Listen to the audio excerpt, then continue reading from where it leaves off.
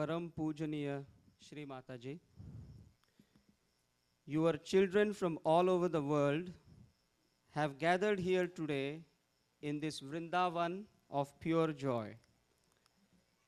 Shri Mataji, we offer you the lotus blossoms of our hearts and our sahasraras and pray that your most auspicious feet find them a worthy abode. Shri Mataji, just as the Chataka bird derives sustenance purely from the effulgent moon, we seek your divine blessings in the form of Chaitanya from your primordial Swarupa.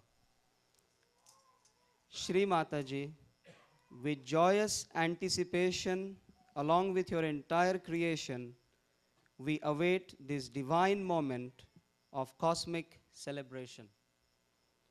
Shri Mataji, on this most auspicious of days, we humbly seek your permission to worship your absolutely magnificent form as Shri Virata.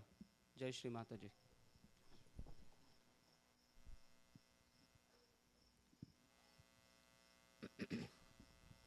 Today we are going to worship Shri Krishna as a very great personality, and you know why he came on this earth to establish this is the new form of not Virata, but a form by which this country became so prosperous. And by his advent only, he created a beautiful mentality among the people, how to develop this country with dharma. And you had very great leaders who followed him and who worshipped him in a way and created a new world of this America. But unfortunately, as the time passed on, his form vanished from the minds of the people. The reason was Krishna was represented here by a very, very wrong type of people who had no idea about Shri Krishna. That he was a great master of wealth, that he knew how to use the wealth and how to create the wealth with dharma, not with adharma. They all forgot about it completely and gradually started using maneuvering powers, all kinds of adharmic things, cheating, grabbing money, spending their money in absolutely uselessly. He is Kubera. He doesn't need any money, of course. He achieves money. And not only that, he lived in money. They said that he created a golden house for him, absolutely made with gold in Dwarika. But it's submerged in the water, in the sea. And nobody believed that it is true. But now they have found out his house under the waters, very deep waters. So all their conjecture about him was wrong, all false. That he was definitely a man who made lots of money by dharma. Also, he was a son of a king, and he built this Dwarika out of gold. It is still there, and people have found it, but under the sea. Thousands of years have passed, but still existed. Only because perhaps we belong to Shri Krishna, it is still existing. That's what it is. Because he was the one who was for Satya, for truth. He was for truth. And he worked out everything on the principle of truth. Whatever was not truth, he tried to finish it up. Whatever was destructive, he tried to remove that. And he established himself through truth only. He is the one who represents the truth, absolute truth, and how the truth can prevail in everything. I'm just the opposite of him because I don't understand money at all. But he's looking after that part in my life. I'm so hopelessly bad. I don't understand banking. I don't understand money. I can't even count money. Now, what can you say to that? But he's there to look after. And I have never a dearth of money, never a dearth of any wealth. It's all full of it. Also, it comes through your sense of satisfaction. If you have that sense of satisfaction, you don't look for money. What happened in your country that some people got money? If you got little money, then you get the taste of money. They are not satisfied people. So like mad, they went on spending on nonsensical things. It is something very much human. After human evolution, after you have reached a certain state of enlightenment, then all these demeaning things like greed all disappear from your character. You don't have that greed in you anymore, and you become extremely a satisfied person. To you, money is there, all right, but it's not so important. It is just that you think you don't need it, and you get it. All done by Shri Krishna all over. Can you imagine?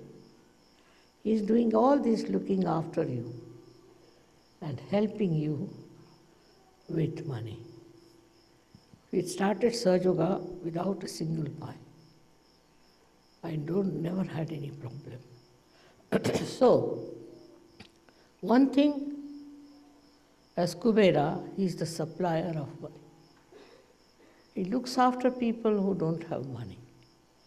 He gives money to people who stand by truth, who enjoy the life of truth.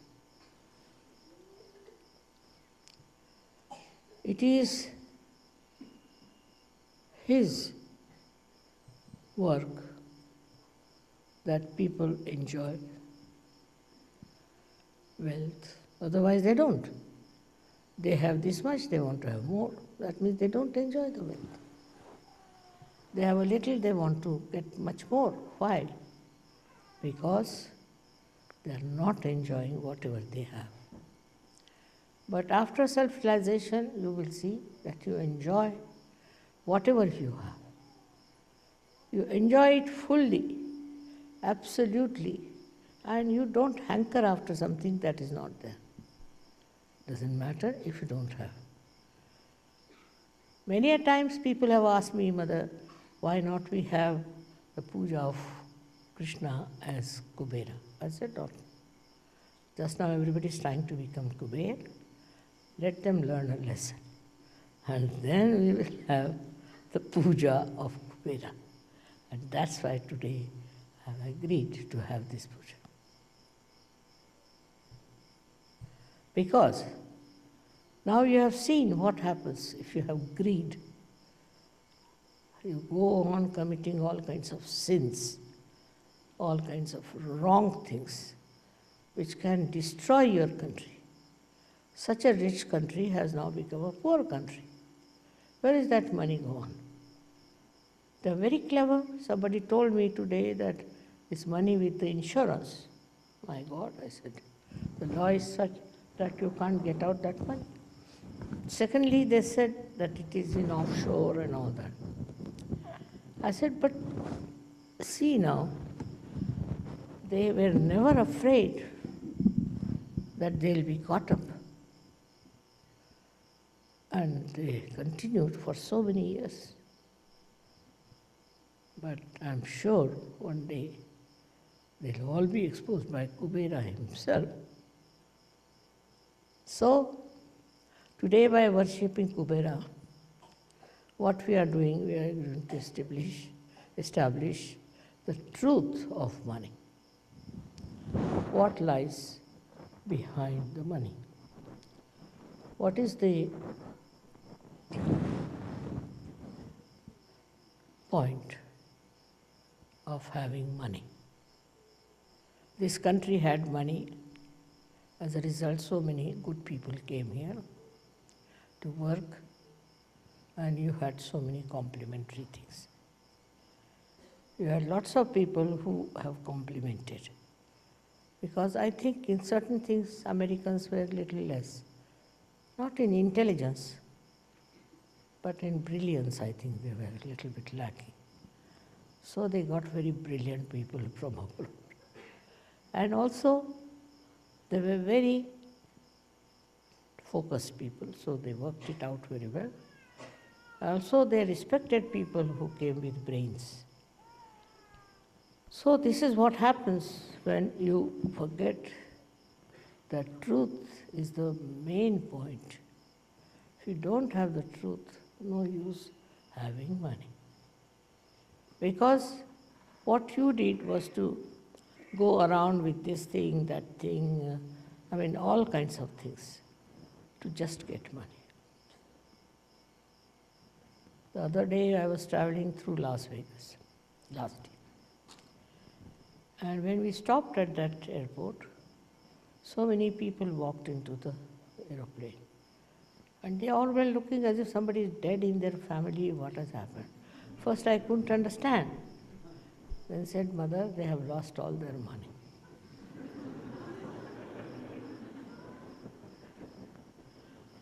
So, when they have money, they are jumping. Next moment, they are crying because they have lost the money. What's the use of such a money, which is so temporary, which is so useless? But that is human nature, to run after Maya. And this is the quality of money, that it gives you Maya. Maya like this, that they get a little money somewhere. With that little money, they buy something. Then they think money is very important. So you can buy lots of things. You can buy cars, you can buy aeroplanes, this, that. So there is where Maya plays on. And you start running after that mad money, which makes you mad. It's nice that at this juncture they have discovered the falsehood of this Maya money. And I'm so happy that they were all handcuffed and all their power of money was finished. So, this Kubera is working out all these tricks. Krishna is a very tricky, extremely tricky personality. He puts the tricks every action after every action. Now, money matters, he first befools you that you run after it. And then you just discover that it was stupidity. We have a story in our country called Sheikh Chili. He got little money and he got into the grab of this Maya. So he thought, I can do very well. So he started dreaming as to what he should do. So he went and bought lots of eggs. And he said, now these eggs will have little chicks, which will grow, which I'll sell, and I'll so much money, like that he was talking. And while thinking about it in his mind, went off to sleep. And then in his sleep he fell on the eggs, and all the eggs broke. So the Maya was over. This should happen early, but if it doesn't happen, then you end up in the jail or something like that. Sahaja Yoga is one thing which gives you a complete vision of the destruction that can follow this Maya business. It is something such a insight that you don't have to do anything with it. I'm different, I told you, I don't understand it at all. But even if you understand the value of money, even if you understand that money can bring lots of things to you, despite that you don't look at it, just turn your face. That is the sign of a real Sahaja Yogi. To him, it doesn't matter, temperamentally. It's not that he does something bad or tells his mind, nothing. Temperamentally, he doesn't care for money, just because he's above it. The one who is above money is a real Sahaja.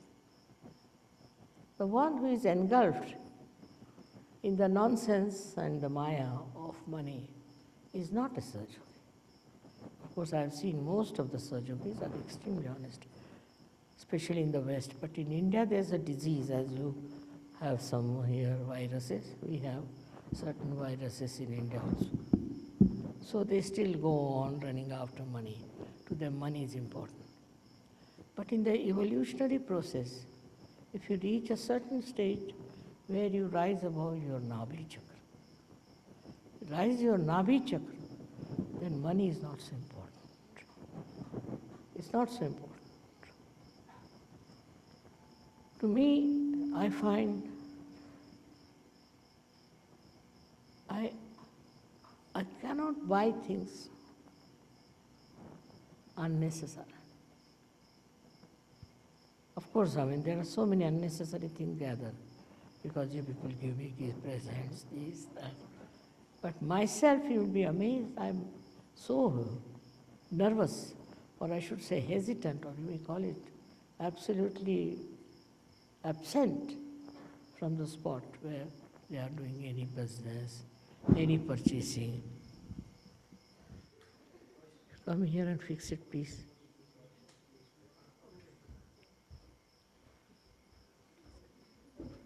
It falls down, so I'm holding on.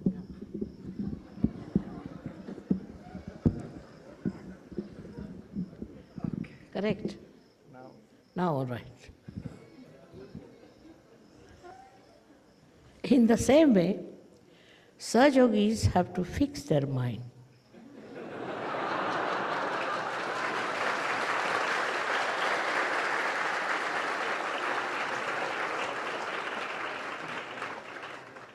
To their spirit and enjoy the powers of pure spirit, your own.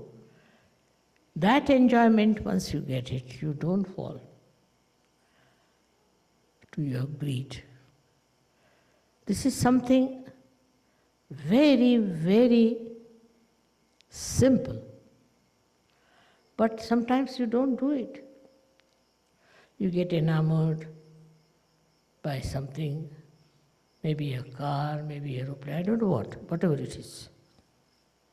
It's a headache to have too many cars, isn't it? But people have. They think by that people are impressed and they think no end of themselves or not. Nothing.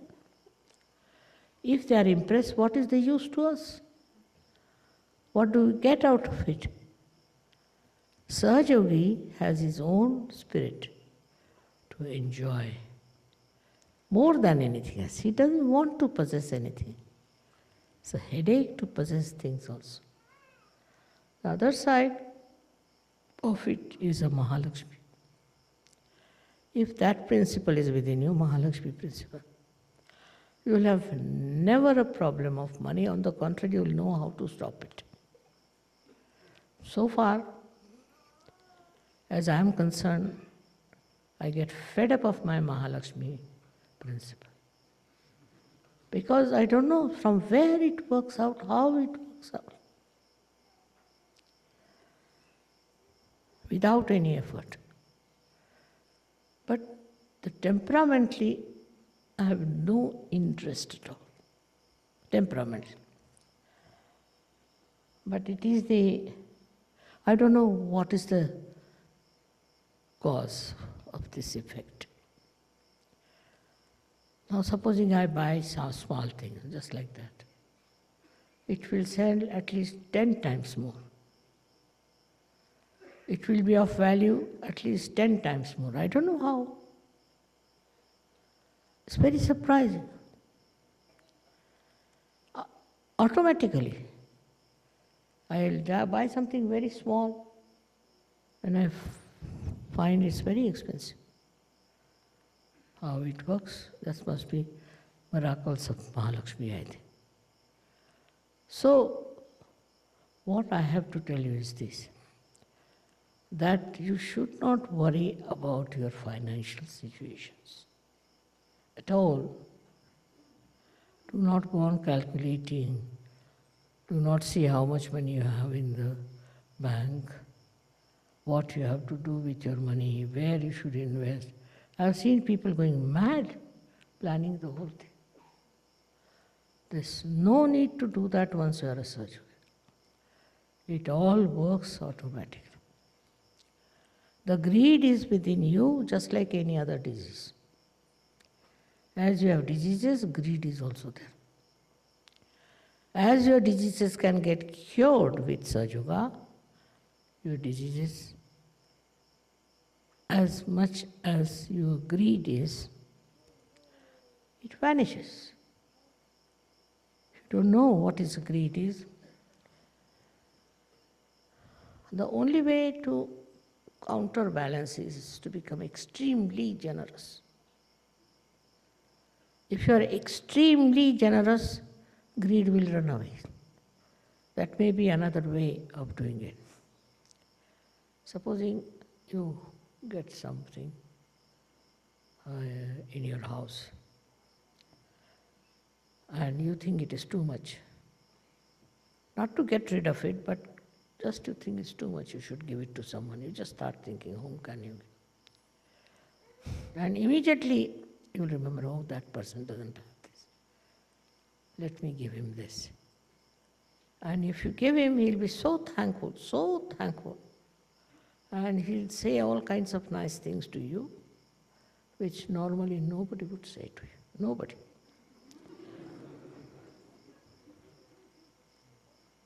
And it's surprising how joy-giving it is, how people like your generosity.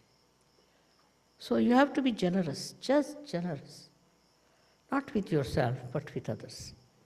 As much as possible, be generous. Generosity is very love-giving. One of the expressions of your love. Many a times it has happened with me that I saw somebody needed something and kept it in my mind. And I bought that thing and gave it to that person. And the amount of love that person gave me was 1,000 times more than what I would have got joy out of buying it, buy that thing. It was so insipid for me, but for him it was. He told so many people, mother gave me this, mother gave me that. I was surprised. Then they asked me, mother, how did you give him? I said, just out of love. Many people took to Sahaja Yoga thinking, what a generosity. So to be generous is the best way to live in this world. After all, it's a headache to have too many things. Better to get rid of them. But out of love, if you do that, you will know how much they'll be appreciative of you. Another thing is to get rid of greed. You should try to do some sort of a collective social work. Supposing you go to some place where lots of poor people are there. I tell you, your greed will just drop. Be amazed how these people are living, in what conditions. Why do I care for all the wealth and everything? That will be just shocking. Sometimes you see people in India also in a very bad condition.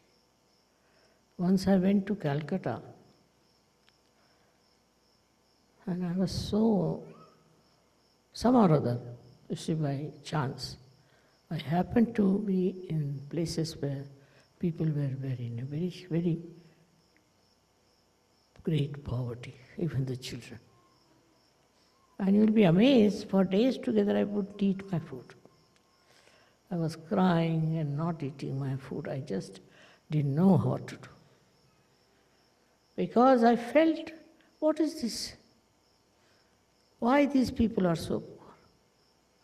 And I was helpless, so I was crying.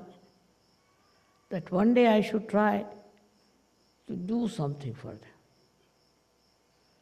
It is really remarkable at a very young age of mine. I started a leper home. I started an infirmary, a refugee home, all kinds of things. And I never even thought that whatever money I have, if I give to these people, I may have to give up some things.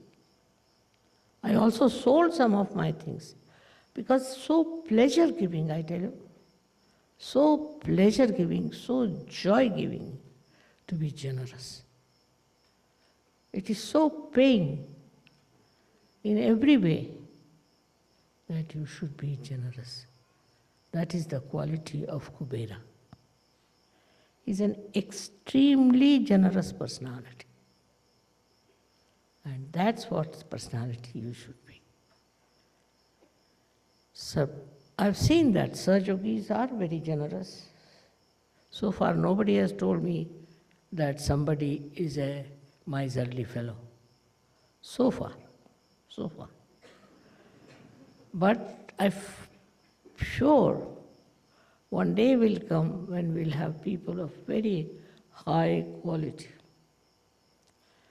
In Sahaja Yoga, we don't say, like other cults say, that you give up your clothes, you give up your family, you stay in a forest or in a hut or in nothing of that. Don't give up anything. You have to give up from your heart. Just it should happen in your personality. Don't have to give up. And if you have that well built in spirituality, you will not even think of grabbing someone. On the contrary, you would like to give up everything. My father was even worse than me, I should say. He always used to leave the house open, all doors open. He said, no thief will come if you keep the doors closed. So one day a thief came and he took away his gramophone.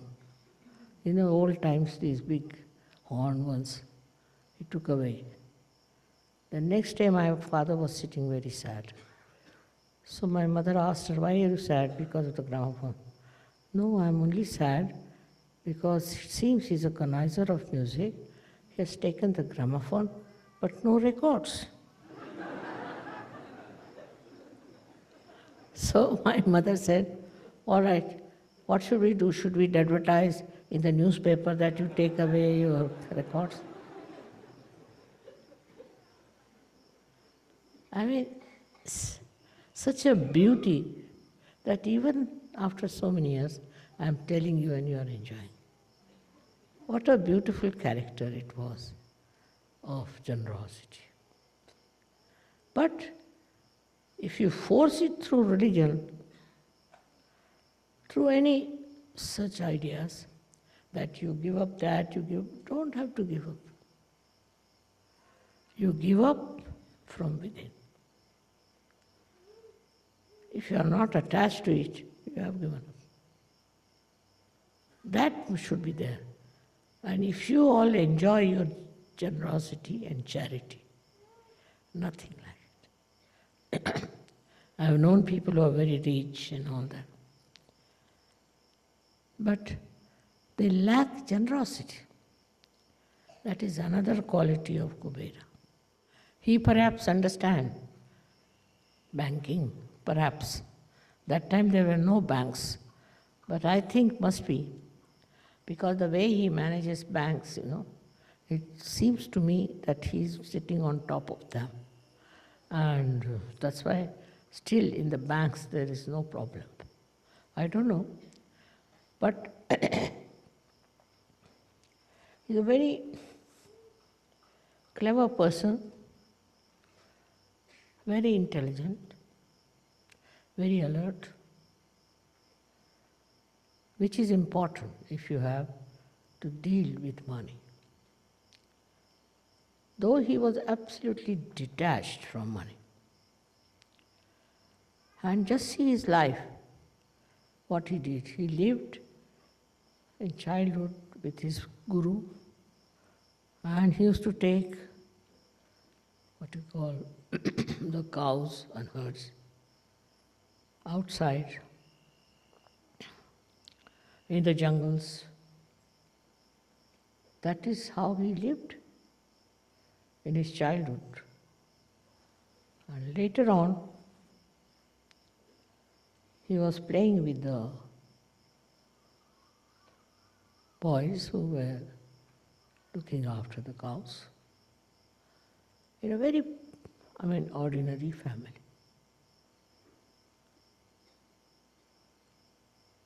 He never hankered after money. He used to steal the butter, because these ladies used to sell these to Kansas military people. So he used to eat that, so that this lady should not give it to them. Just imagine, such a little boy like him. So actually, how he was teaching them a lesson. Those ladies were greedy, wanted to give that to these horrible soldiers, and he would eat all that butter himself. In everything that he did, what you see is extreme generosity. extreme generosity. With all his intelligence, he was so good. And he killed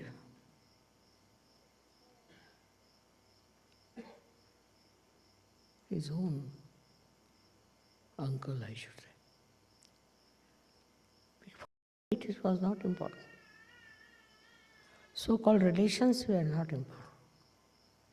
But what you see in our India especially, that relations are very important. The father is a thief, his son is a thief, his grandson is a thief, all of them are thieves. Can you imagine? I haven't seen in a family, if there's one person who is a thief, anyone is progeny or honest. It's a very funny thing. But such greed crawls into their minds that they don't think is important. They just think that stealing is the only way one can live. Though in India, there are people who are extremely honest. I have seen our servants, they never steal nothing, never. I don't know, they have no reasoning for it. It's a matter of habit. They never steal anything. Very surprising. Why? Why don't they steal? They are happy with their lives.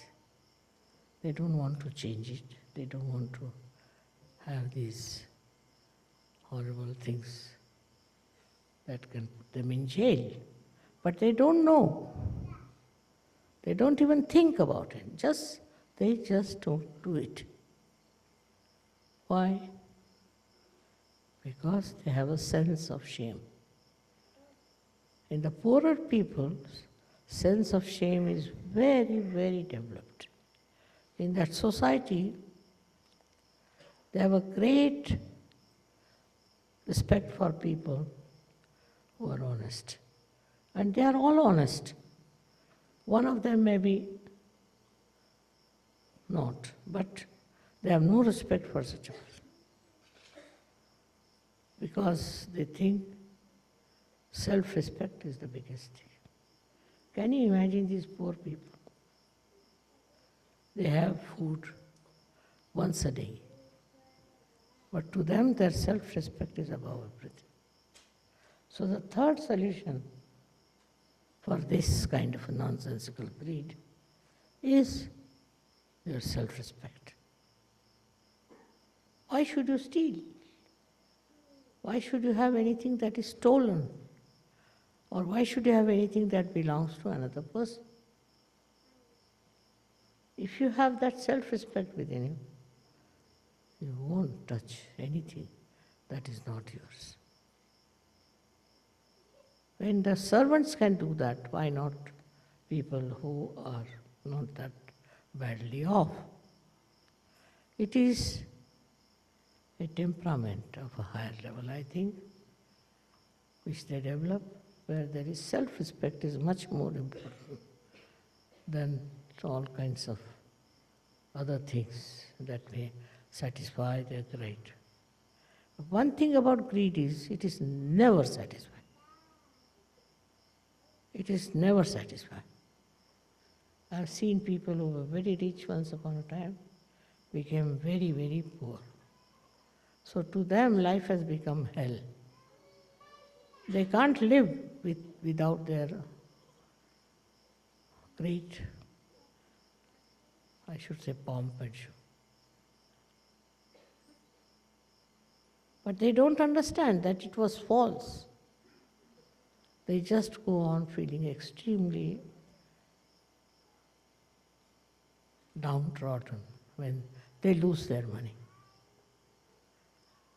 Then there are people who want to have money. They'll do anything but get money. It's a very funny thing, but also power is the same as that. If you have your own powers, don't hanker after these powers. But they want to have power because they want to have money. And they get power with money. Can you imagine? Where are human beings? At what level? At what level of evolution they are? They are going round and round the circle of this money. This is Nabhi Chakra, which has to improve, which gives you satisfaction. If your Nabhi Chakra is satisfied, you have achieved the state of Kubera.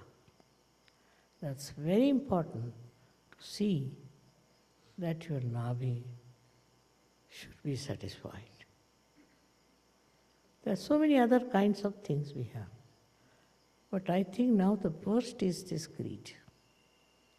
And this, if it is managed somehow or other, brought to its own level, then I think world will improve very much. May God bless you.